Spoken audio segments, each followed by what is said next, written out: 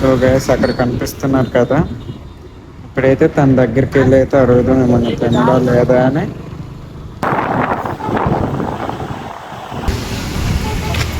అన్న ఏమన్నా తిన్నారా? తీసుకొస్తా తింటారా?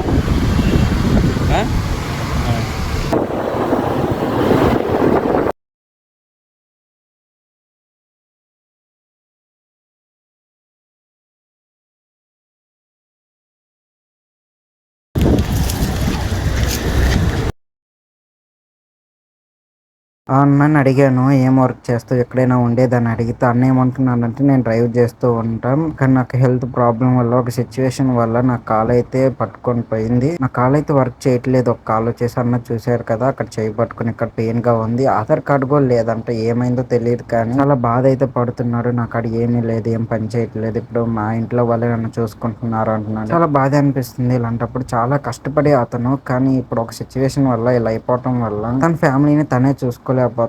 చాలా బాధపడుతున్నాడు. మన అందరమే ఒకటే కోరుకుందాం, తనకి హెల్త్ తొందరగా కోలుకొని తను మళ్ళీ పనిలోకి వెళ్తూ తన ఫ్యామిలీని హ్యాపీగా చూసుకోవాలని ఆ దేవుని మనం కోరుకుందాం మన అందరి తరపు నుంచి. చూశారు కదా చిన్న పిల్ల ఎంత బాగా ఆడుకుంటుందో వాళ్ళ డాడీతో, అలానే వాళ్ళు హ్యాపీగా ఉండాలని మన అందరి తరపు నుంచి బ్లెస్సింగ్స్ అయితే ఇద్దాం.